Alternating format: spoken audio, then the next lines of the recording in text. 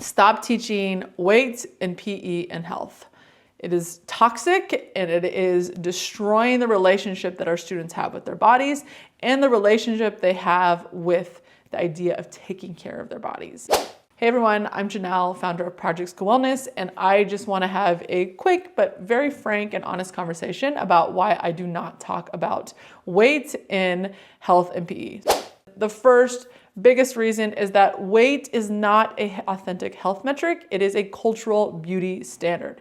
It is an arbitrary number that is tied to another arbitrary number, height, and then we get this big arbitrary number of BMI, and we use weight and BMI to judge someone's worth. You may think, no, I'm using it to judge someone's health, but let's be real. We use that number to judge someone's worth as a human being, and it is toxic, and it is a terrible practice for us to do in our classrooms as health and PE teachers. Our primary goal as health and PE teachers is to help students learn how to care for their well-being, to care for their bodies, but they cannot do that if they do not have an enriching relationship with their body. So when we talk about this idea of healthy or right weight, we are potentially damaging the relationship that a student has with their body and really creating this toxic environment and pushing them towards that at war end of the body image continuum. So connected to this understanding that weight is a cultural beauty standard, not an authentic health metric, the second reason I do not ever talk about weight in health and PE is because weight does not actually tell you anything about how healthy you are or how well your body is working. It is simply a measurement of gravity's effect on your body.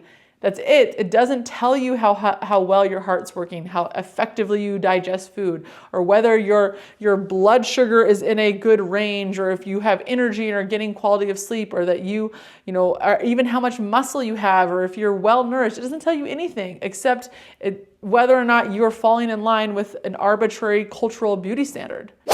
Which leads us to the third reason, which is because weight nor how your body looks does not define how capable your body is. And weighing a certain amount does not tell you what your body can or cannot do. So from my own personal life, my own anecdotal evidence, I recently set a 4-minute half marathon PR. 4 minutes. That means I ran a half marathon in 2025, being probably 30 pounds heavier with a completely different body than when I set this PR and my previous PR in 2013 after having 2 kids.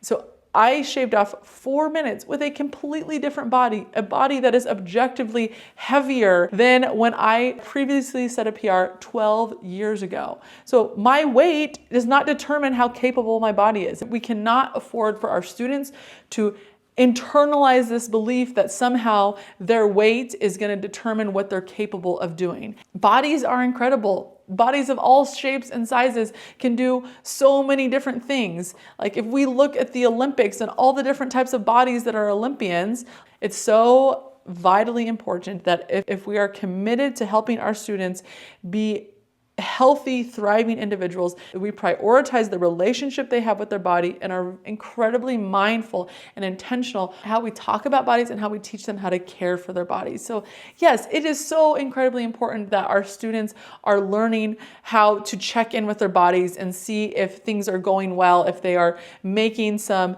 enriching choices. But weight is not the right way to do that. Weight does not build the body awareness that we want them to, the health awareness. It does not increase health literacy. It just perpetuates shame and guilt and all of these toxic ideas. So if we want to look at ways to help students actually build awareness of if their body is functioning well, we can get them to check in. How does your body feel? Do you have energy? Are you hungry? Do you feel bloated? Are there patterns to your energy levels? How are you sleeping? Things like that. And then also looking at true, authentic health measurements that are going to give a better indicator of how well a student's body is functioning. Now, again, these are just ideas, and they're not necessarily, we don't look at them in isolation, we look at them as a whole, right? So we talk about like the cardiovascular health and what's someone's blood pressure, what's their heart rate, if they get blood work, what's going on with their hormones and their the different indicators that they get from blood tests. What about their blood sugar levels? All of these different things. We owe it to our students to stop talking about weight and using weight as a health metric when in reality it is just this toxic cultural beauty standard, and focus on what is authentically going to help students build more awareness of how their body is functioning and how well their body is working. That valid information is then going to help inform how they care for their bodies.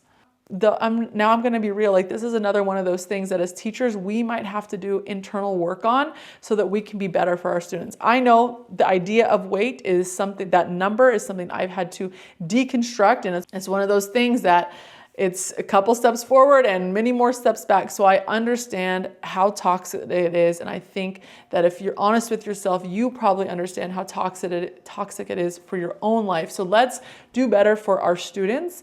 Let's elevate and evolve how we teach health and PE, and really just prioritize helping students nurture an enriching relationship with their body and really help them transform their body image into something that is just bringing them joy and goodness to their lives.